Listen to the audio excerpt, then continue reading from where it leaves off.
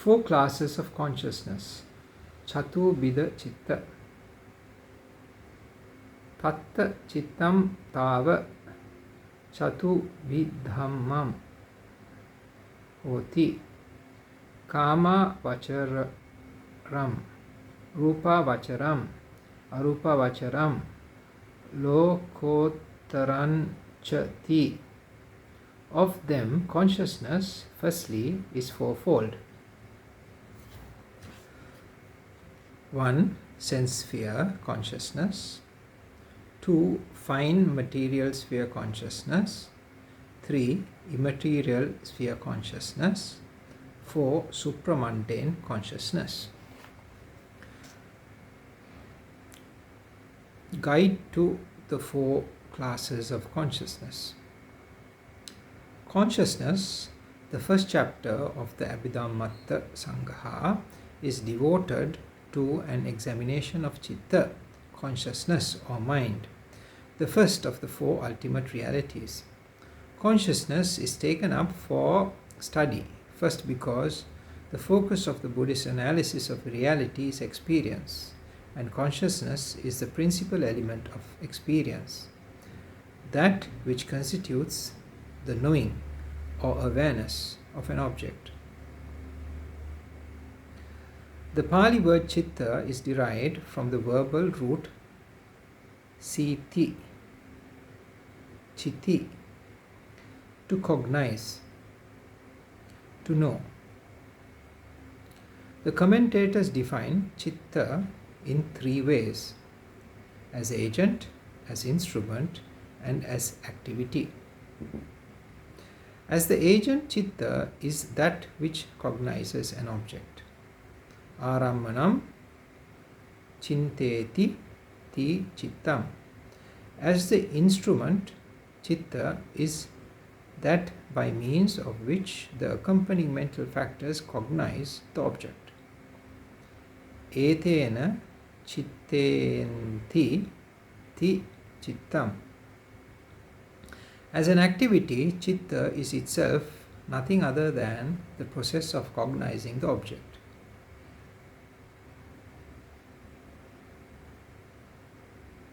Chintanamattam chittam.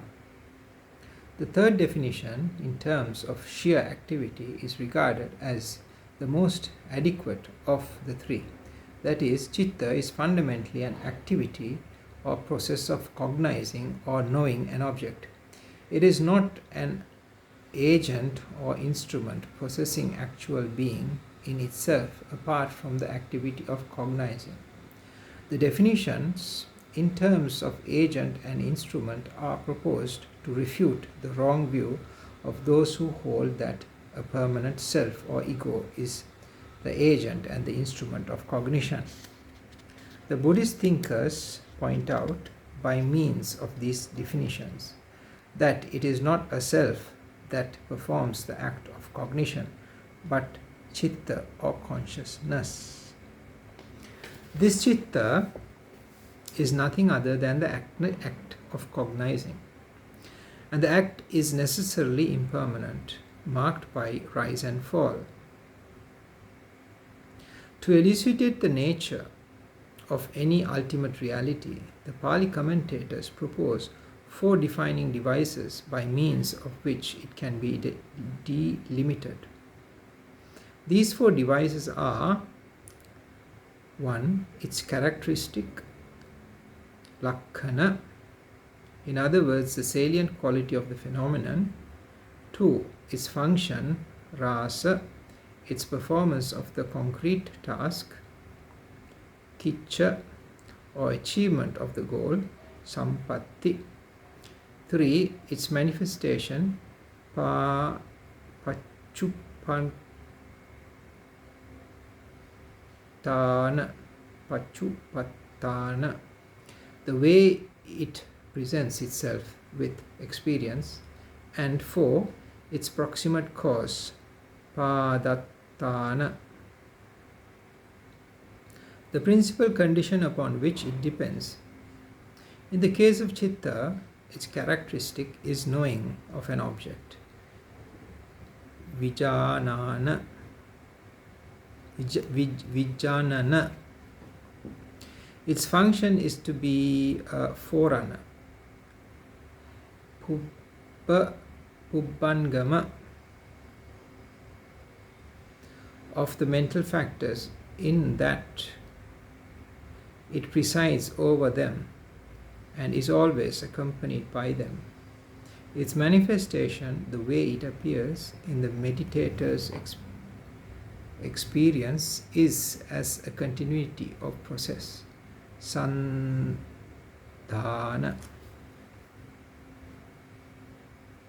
Its proximate cause is mind and matter, nama rupa, because consciousness cannot arise alone. In the complete absence of mental factors and material phenomena, while citta has a single characteristic as cognizing of an object, a characteristic that remains the same in all its diverse manifestations, the Abhidhamma distinguishes citta into a variety of types. These types, also called cittas, are reckoned as 89, or by a finer method of differentiation as 121.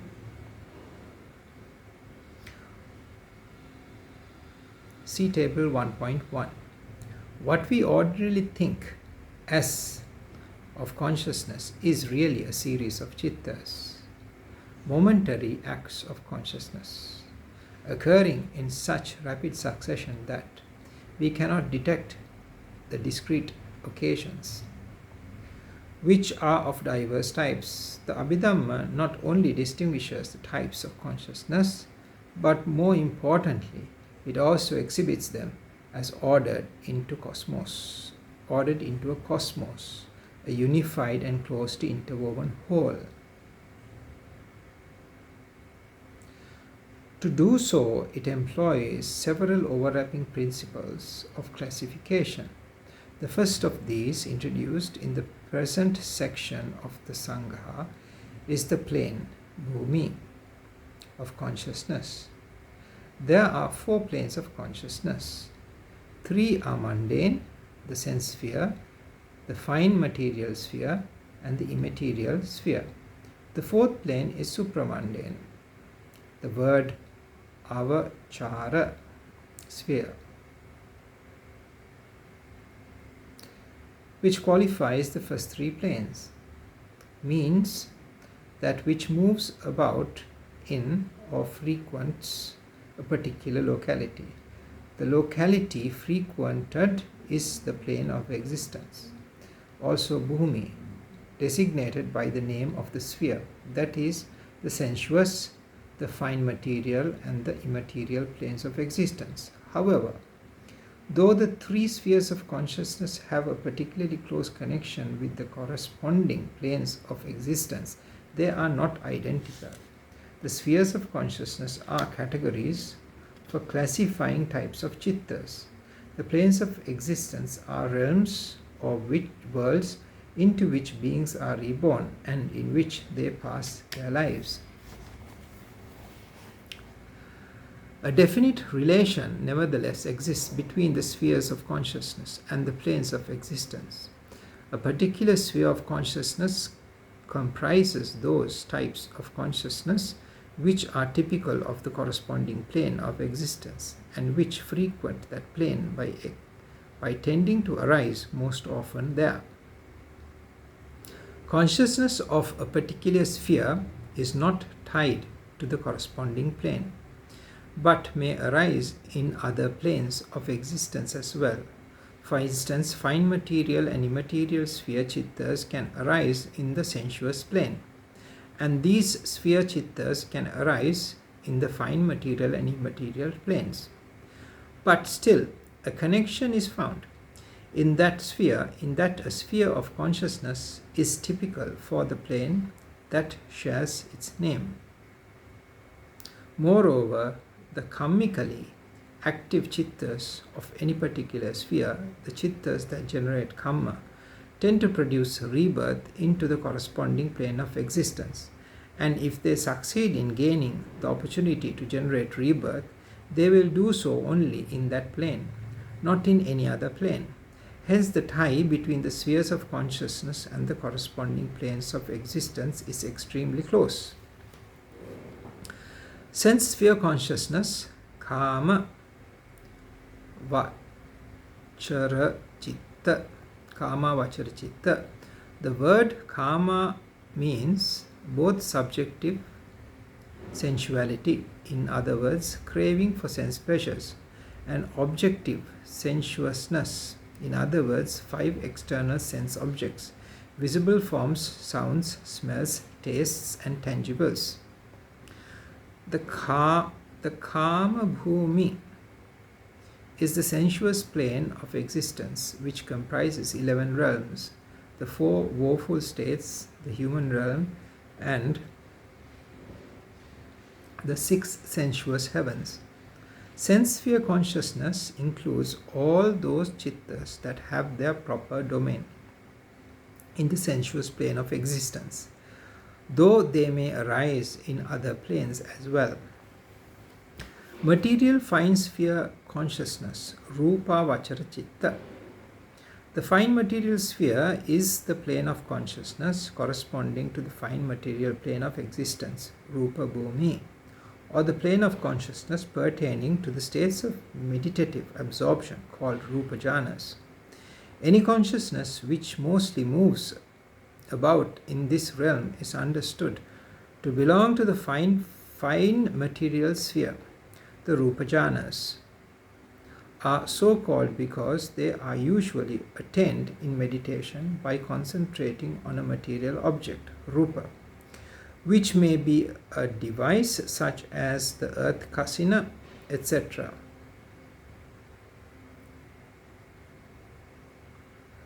or the parts of one's own body, etc. Such an object becomes the basis on which the jhanas are developed. The exalted states of consciousness attained on the basis of such objects are called rupa vachara chitta, consciousness of the fine material sphere. Immaterial sphere consciousness, arupa vachana chitta.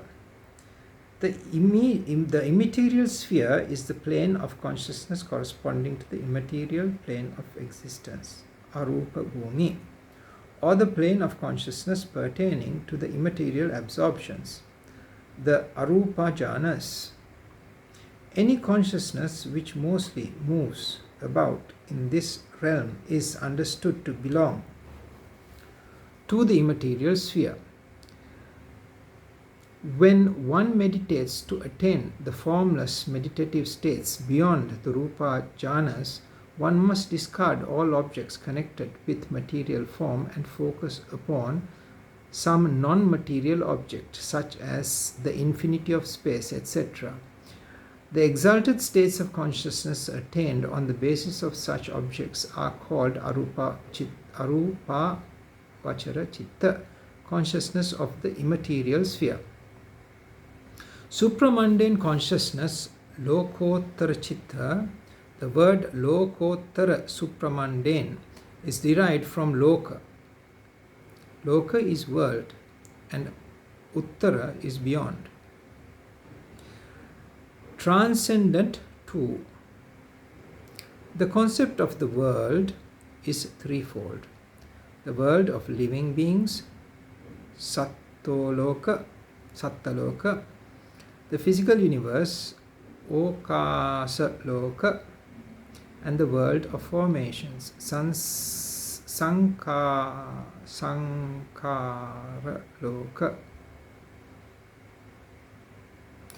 That is, the totality of conditioned phenomena, physical and mental. The notion of world relevant here is the world of formations, that is, all mundane phenomena included within the 5 aggregates of clinging. That which transcends the whole of conditioned things is the unconditioned element, nibbana, and the types of consciousness that directly accomplish the realization of nibbana are called lokottara chitta, supramundane consciousness. The other 3 types are called, in distinction, lokiya chitta, mundane consciousness.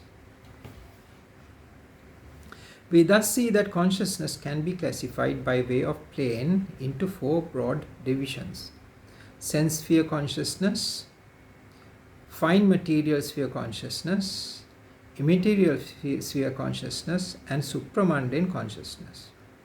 Consciousness can also be classified on the basis of other principles besides plane. One principle of classification that plays an important role in the Abhidhamma philosophy is kind or nature, jhana. Kind or nature, jati. With respect to its nature, consciousness divides into four classes: unwholesome, wholesome, resultant, and functional. Unwholesome consciousness, akusala chitta, is consciousness accompanied by one or another of the three unwholesome roots: greed, hatred, and delusion. Such consciousness is called unwholesome because it is mentally unhealthy, morally blameworthy, and productive of painful results. Wholesome consciousness, kusala chitta, is consciousness accompanied by the wholesome roots: non-greed or generosity, non-hatred or loving kindness, and non-delusion or wisdom. Such consciousness is mentally healthy, morally blameless, and productive of pleasant results. Both wholesome and unwholesome consciousness constitute kamma, volitional action. Those chittas or states of consciousness that arise through the ripening of kamma are called resultants, vipaka. These constitute a third class of chitta distinct from the former two, a class that comprises both the results of the wholesome kamma and the results of unwholesome kamma. It should be understood that both kamma and its results are purely mental. Kamma is volitional activity associated with wholesome or unwholesome chittas.